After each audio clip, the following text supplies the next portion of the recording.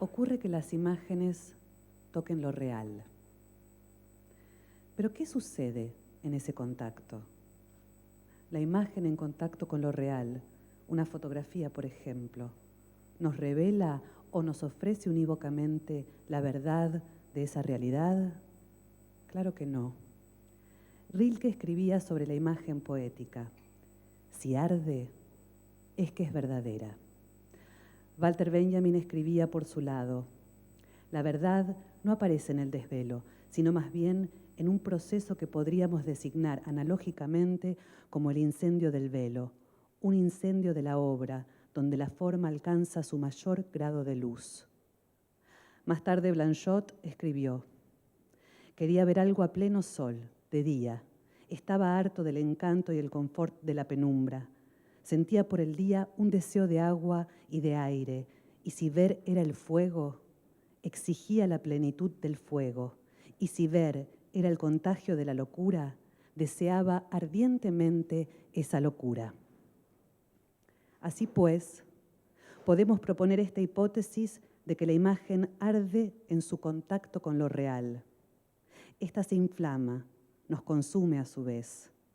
¿En qué sentidos hay que entender esto? Aristóteles abrió su poética con la constatación fundamental de que imitar debe entenderse en varios sentidos distintos. Se podría decir que la estética occidental ha nacido enteramente de estas distinciones. Pero la imitación, es bien sabido, ya no avanza más que de crisis en crisis, lo cual no quiere decir que haya desaparecido, que haya caducado o que ya no nos concierna. Por lo tanto, habría que saber en qué sentidos diferentes arder constituye hoy, para la imagen y la imitación, una función paradójica, mejor dicho, una disfunción, una enfermedad crónica o recurrente, un malestar en la cultura visual, algo que se apela a una poética capaz de incluir su propia sintomatología. Así pues, la imagen arde. Cuestión ardiente, cuestión compleja, porque arde. Esta cuestión quisiera encontrar sin demora su respuesta, su vía para el juicio, el discernimiento, si no es para la acción. Pero porque es compleja, esta cuestión siempre nos retrasa la esperanza de una respuesta. Mientras tanto, la cuestión permanece, la cuestión persiste y empeora, arde. Nunca la imagen y el archivo que conforma desde el momento en que se multiplica, por muy poco que sea, se ha impuesto con tanta fuerza en nuestro universo estético, técnico, cotidiano, político, histórico. Nunca ha mostrado tantas verdades tan crudas. Nunca, sin embargo, nos ha mentido tanto, solicitando nuestra credulidad. Nunca ha proliferado tanto y nunca ha sufrido tanta censura y destrucción. Nunca, por lo tanto, la imagen ha sufrido tantos desgarros, tantas reivindicaciones contradictorias y tantos rechazos cruzados, manipulaciones inmorales y execraciones moralizantes. ¿Cómo orientarse en todas estas bifurcaciones, en todas estas trampas potenciales? ¿No deberíamos, hoy más que nunca, girarnos de nuevo hacia los que antes que nosotros y en contextos históricos absolutamente ardientes han intentado producir un saber crítico sobre la imagen, ya fuera como en Freud, como en Abby Warburg, como en Eisenstein, como en Bataille o como en Benjamin? ¿No viene nuestra dificultad a orientarnos de que una sola imagen es capaz justamente de entrada de reunir todo esto y de ser entendida por turnos como documento y como objeto de sueño, como obra y como objeto de paso, como monumento y como objeto de montaje, como no saber y objeto de ciencia? En el centro de todas estas cuestiones quizás esté esta. ¿A qué tipo de conocimiento puede dar lugar la imagen? ¿Qué tipo de contribución al conocimiento histórico es capaz de aportar este conocimiento por la imagen? Para responder correctamente, habría que reescribir toda una arqueología del saber de las imágenes. En resumen, retomar y reorganizar una enorme cantidad de material histórico y teórico. Quizá baste para dar una idea del carácter crucial de tal conocimiento, es decir, de su carácter específico y no cerrado, debido a su misma naturaleza de cruce, de encrucijada de los caminos, con recordar que la sección Imaginar de la Biblioteca de Warburg, con todos sus libros de historia, de arte, de ilustración científica, de imaginario político, no puede entenderse sin el uso cruzado, crucial, de otras dos secciones tituladas Hablar y Actuar. Durante toda su vida, Warburg intentó fundar una disciplina en la que nadie tuviera que hacerse la pregunta de saber quién está primero, si la imagen o la palabra. No se puede hablar del contacto entre la imagen y lo real sin hablar de una especie de incendio. Por lo tanto, no se puede hablar de imágenes sin hablar de cenizas. Las imágenes forman parte de lo que los pobres mortales se inventan para registrar sus temblores, de deseo o de temor, y sus propias consumaciones. Por lo tanto, es absurdo, desde el punto de vista antropológico, oponer las imágenes y las palabras, los libros de imágenes y los libros a secas. Todos juntos forman para cada uno un tesoro o una tumba de la memoria, ya sea ese tesoro un simple copo de nieve o esa memoria esté trazada sobre la arena antes de que una ola la disuelva. Sabemos que cada memoria está siempre amenazada por el olvido, cada tesoro amenazado por el pillaje, cada tumba amenazada por la profanación.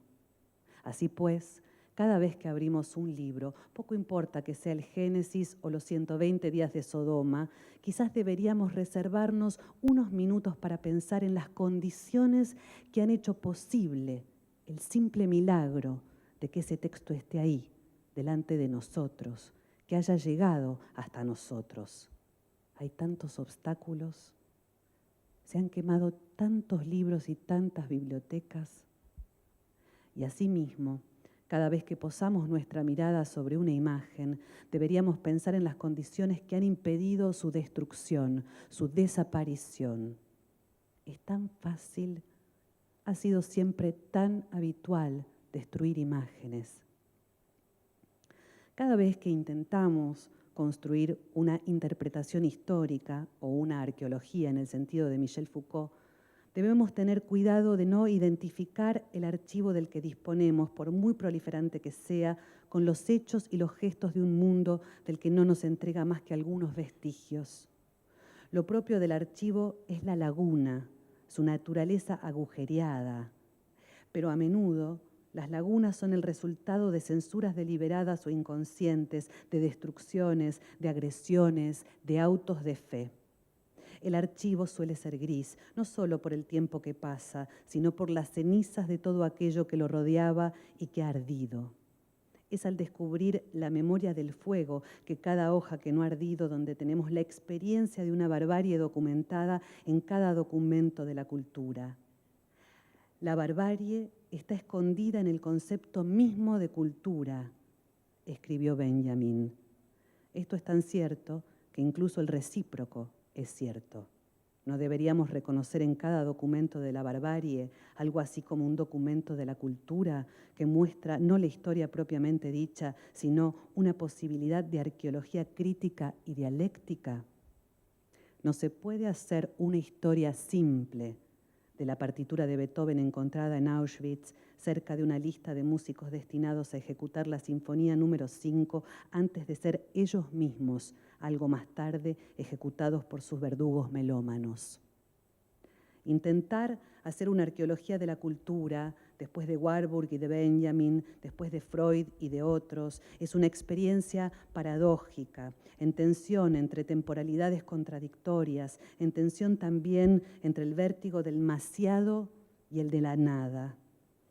Si, por ejemplo, queremos construir la historia del retrato en el Renacimiento, enseguida sufrimos el demasiado de las obras que proliferan en las paredes de todos los museos del mundo. Pero Warburg mostró que no podremos entender nada de ese arte mayor si no tenemos en cuenta la nada dejada por la destrucción en masa y de la que no podemos hacernos una idea más que a partir de imágenes aproximativas supervivientes más tardías. A menudo nos encontramos, por lo tanto, enfrentados a un inmenso y rizomático archivo de imágenes heterogéneas, difícil de denominar, de organizar y de entender, precisamente porque su laberinto está hecho de intervalos y lagunas, tanto como de cosas observables. Intentar hacer una arqueología siempre es arriesgarse a poner los unos junto a los otros trozos de cosas supervivientes, necesariamente heterogéneas y anacrónicas, puesto que viven de lugares separados, puesto que vienen de lugares separados y de tiempos desunidos por lagunas. Ese riesgo tiene por nombre imaginación y montaje. ¿Qué es, por lo tanto, orientarse en el pensamiento histórico? Warburg no duda en poner en práctica una paradójica regla para la dirección del espíritu que Benjamin expresará más tarde con dos fórmulas admirables. No solo la historia del arte es una historia de las profecías, entre ellas políticas, sino que también corresponde al historiador en general el abordar su objeto, la historia como devenir de las cosas, los seres, las sociedades, a contrapelo o a contrasentido del pelo demasiado lustroso de la historia-narración, esta disciplina desde hace tiempo alienada por sus propias normas de composición literaria y memorativa.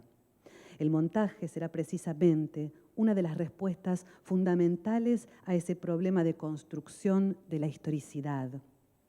El montaje fue el método literario de Benjamin en su libro de los pasajes. La analogía entre esta elección de escritura y las láminas del Atlas Mnemosine demuestra una común atención a la memoria de la que solo un montaje podría evocar la profundidad, la sobredeterminación. Más aún, la dialéctica de las imágenes en Warburg, con su encarnación vertiginosa, es decir, ese atlas de un millar de fotografías, visible en gran parte en la noción de imagen dialéctica que Benjamin pondría en el centro de su propia noción de historicidad. Todo esto, claro está, no quiere decir que bastaría con recorrer un álbum de fotografías de época para entender la historia que eventualmente documentan.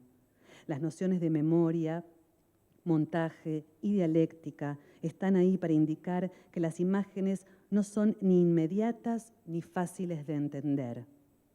Por otra parte, ni siquiera están en presente, como a menudo se cree de forma espontánea. Y es justamente porque las imágenes no están en presente, por lo que son capaces de hacer visibles las relaciones de tiempo más complejas que incumben a la memoria en la historia. Una de las grandes fuerzas de la imagen es crear al mismo tiempo síntoma, interrupción en el saber, y conocimiento, interrupción en el caos. Es sorprendente que Walter Benjamin haya exigido del artista lo mismo exactamente que exigía de sí mismo como historiador. El arte es peinar la realidad a contrapelo. Warburg, en cuanto a él, hubiera dicho que el artista es el que hace que se entiendan mutuamente los astra y los monstrua, el orden celeste y el orden visceral, el orden de las bellezas de arriba y el de los horrores de abajo. Es tan antiguo como la Ilíada, puede que incluso como la imitación misma, y se ha convertido en algo muy moderno desde los desastres de Goya. El artista y el historiador tendrían, por lo tanto, una responsabilidad común: hacer visible la tragedia en la cultura, para no apartarla de su historia, pero también la cultura en la tragedia, para no apartarla de su memoria. Esto supone, por lo tanto, mirar el arte a partir de su función vital, urgente, ardiente tanto como paciente.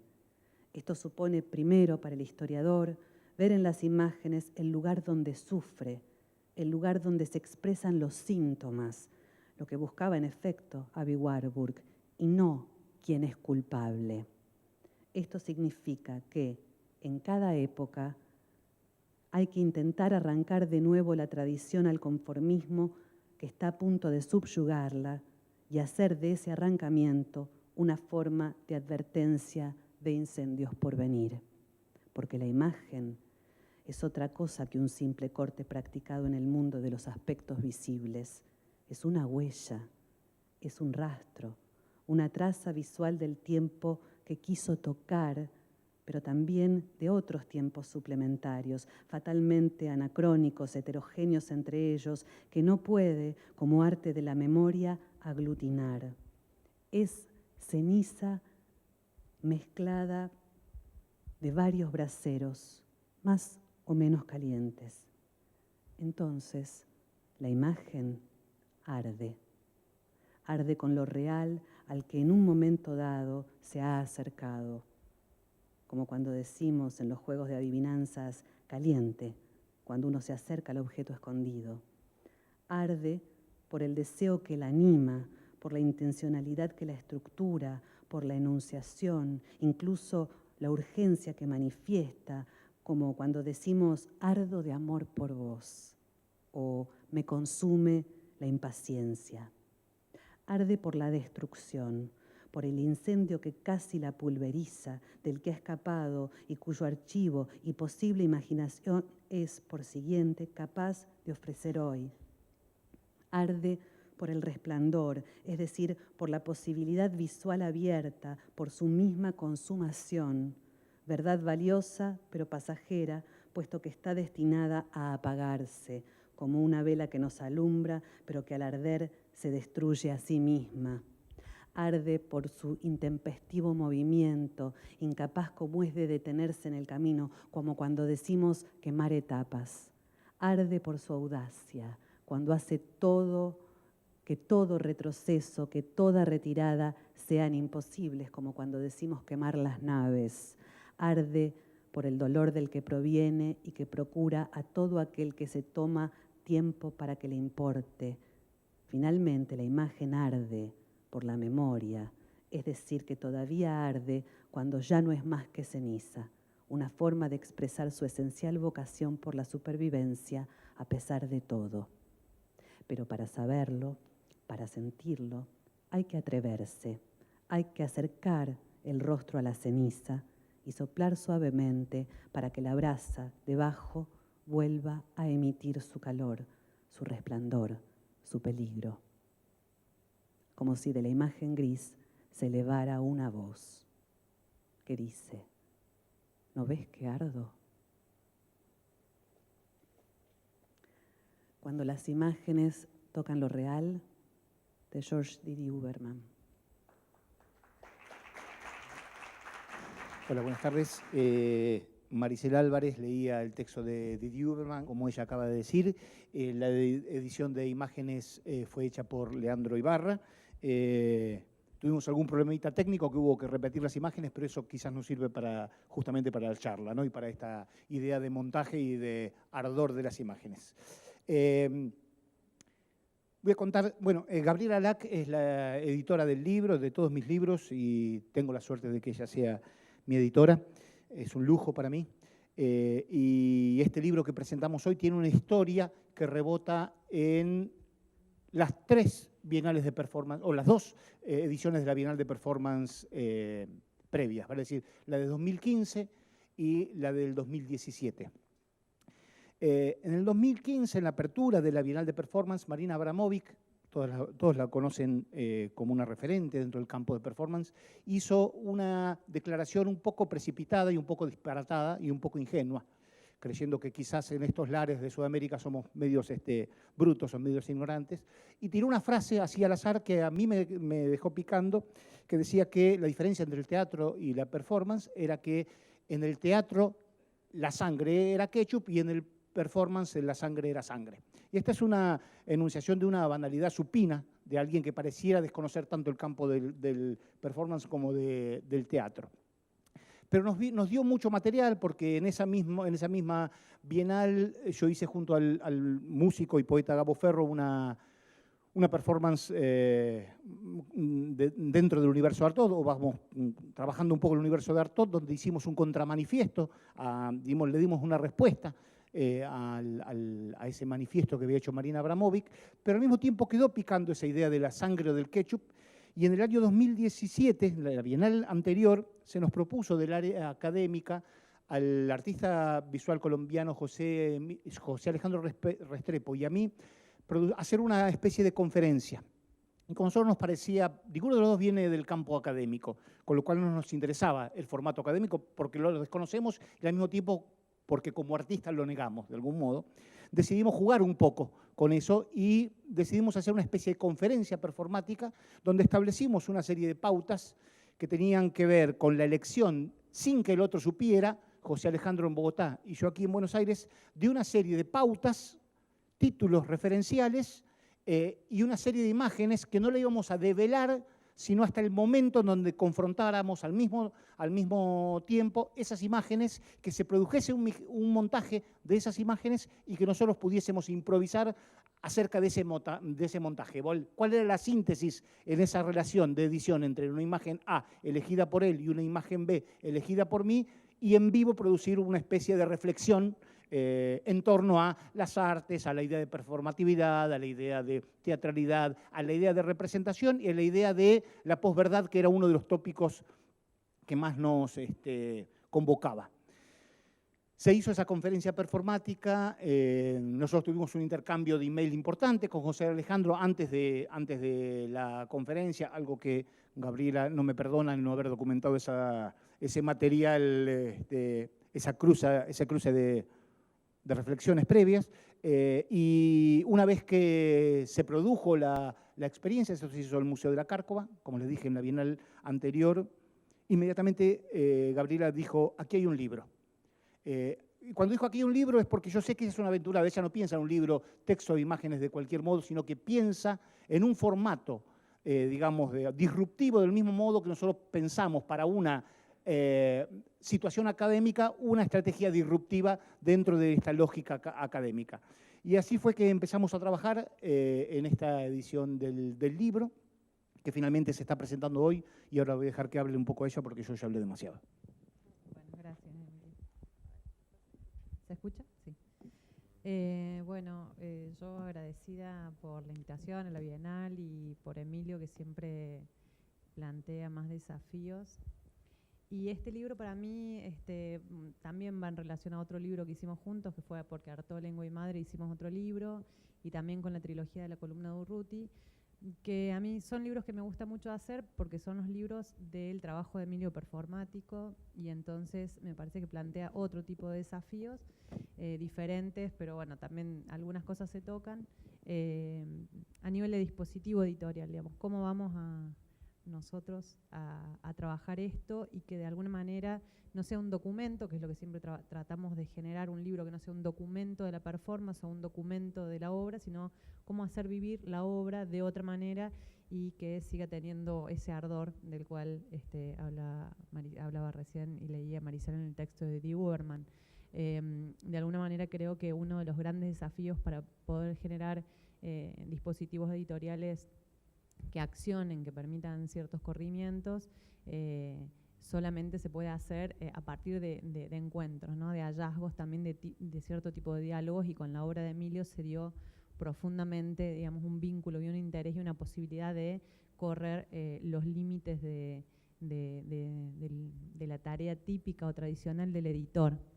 Y en ese punto es fundamental el feedback, porque, bueno, vos ya sabés toda la manipulación que nosotros hacemos de los materiales, ¿no? Esto empezó como un trabajo de transcripción. Digamos, primero, la primera cuestión fue esta cuestión del pensamiento en acto, que ya era una performance de escritura, ¿no? De por sí, la escritura del libro fue muy... que eso a mí me parecía súper interesante. De hecho, inaugura una nueva colección que se llama Acciones de Escritura. Después todo lo que fue la manipulación, donde estuvo Javier Vendersky con la transcripción de toda esa oralidad y cómo hacer que esa oralidad pueda transformarse o pueda llegar al campo de la lectura, como bueno, discutimos mucho esto, ¿no? Como hasta dónde respetar el nivel de la oralidad y no hacer una reescritura a partir de esa oralidad. Hubieron algunos intentos, recordás que vía Skype con José Alejandro, Gabriela y Javier pensábamos un poco cuáles eran los formatos posibles para un libro posible, que no fuera la mera transcripción, pero al mismo tiempo que no fuera algo que no tuviese que ver, o sea, que era encontrar un punto intermedio, y en esa búsqueda hubo reescritura de texto, hubieron anexos de textos que empezamos a probar y que eran interesantes, pero que de algún modo le quitaban aquella originalidad que tenía el material, ¿verdad? Sí, bueno, probamos cosas, como siempre, ¿no? Empezamos con el laboratorio de ideas y esa primera intención iba hacia otro lugar, ¿no? Abandonaba la performance, abandonaba todo el origen y empezaba como a crecer hacia otros lugares que estaban buenos. Pero bueno, finalmente el camino que terminamos tomando fue también rescatar aquello y intentar hacerlo vivir de una manera para la lectura, o sea, mantenerlo vivo, ¿no? Ese es un poco el desafío de la editorial, que si bien tiene este origen bífido, ¿no? Porque yo siempre digo, los libros, la gente está acostumbrada a que alguien escribe un texto para que sea un libro, ¿no?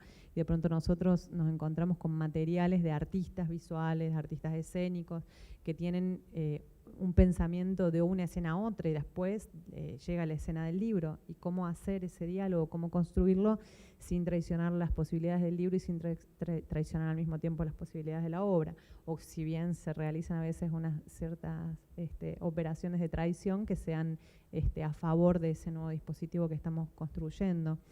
Y en ese punto, para mí, digamos, me encanta que presentemos este libro en la Bienal de Performance, porque creo que hay una enorme reflexión para hacer en relación al registro de la performance, ¿no? Que fui a ver la muestra de Juan Reos y veía como todo este juego que podemos, cómo se construye el campo, ¿no? De es registro, no es registro, esto, ¿no? De construimos un archivo o construimos la laguna a donde podemos asumir otro tipo de desafíos también en relación a que hay un punto de partida, pero no sabemos hasta dónde podemos llegar con el libro, ¿no? Que es otra nueva escena, otra nueva construcción, otra nueva puesta en juego de las ideas.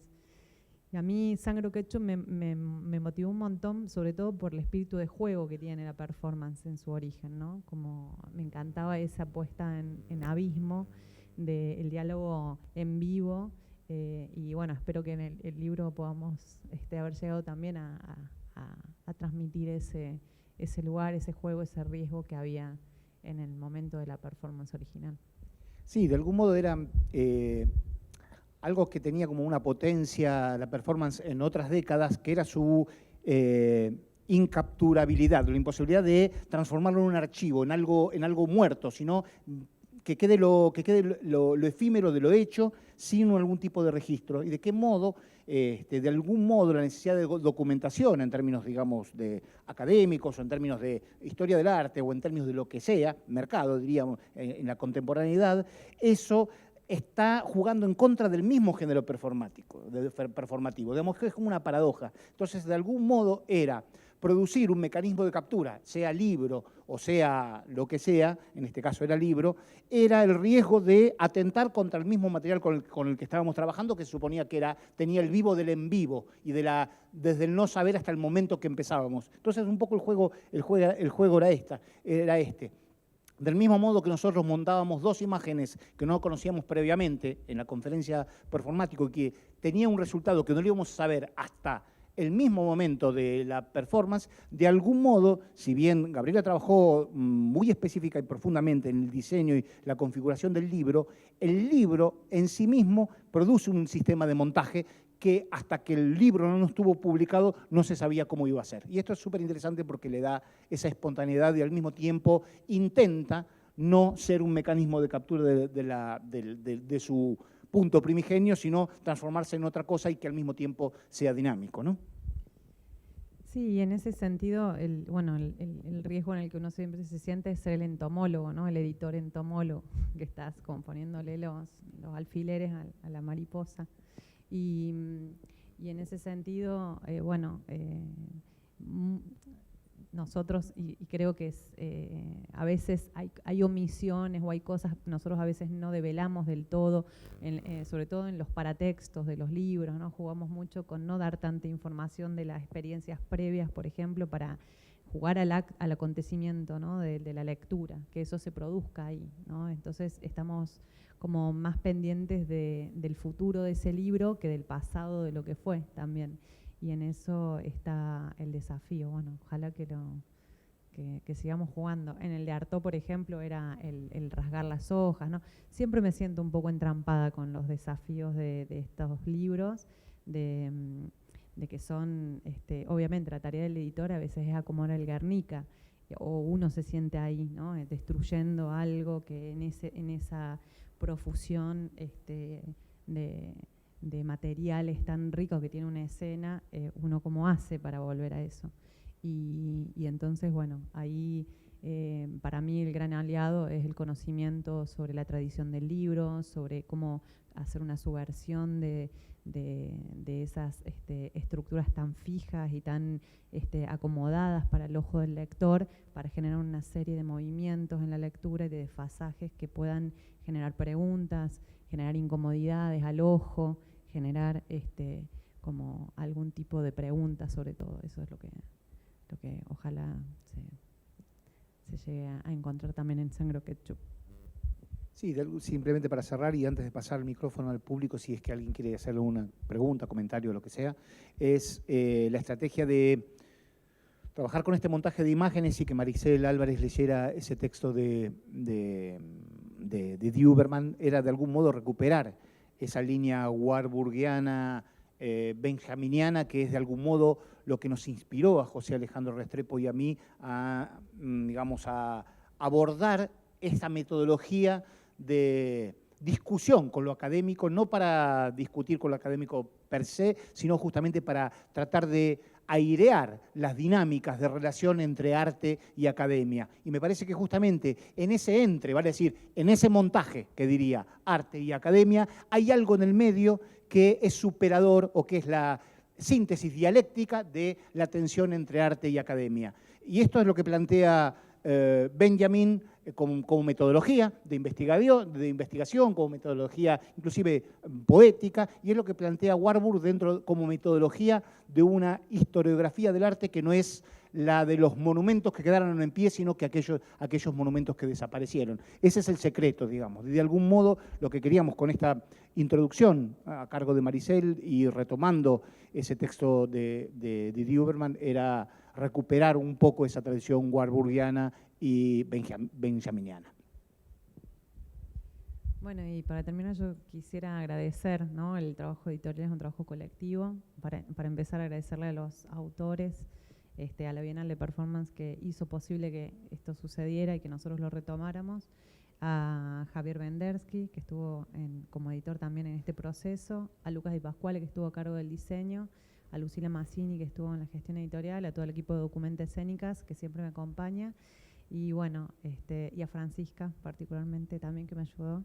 Y bueno, ojalá que sigamos, a pesar de lo que es la industria del libro hoy y todo, que sigamos apostando a esta posibilidad de generar estos encuentros, cruces con la edición y bueno, tu trabajo particularmente, que sé que tenemos muchos proyectos por delante, así que ahí vamos. Bueno, les agradecemos a todos por haber venido y habernos acompañado. Aquí están disponibles ejemplares del libro que se presenta y algunos otros libros, títulos míos de la misma editorial, así que están muy, muy invitados a comprarlos si quieren, o como mínimo a verlos, ¿sí? Bueno, muchísimas gracias.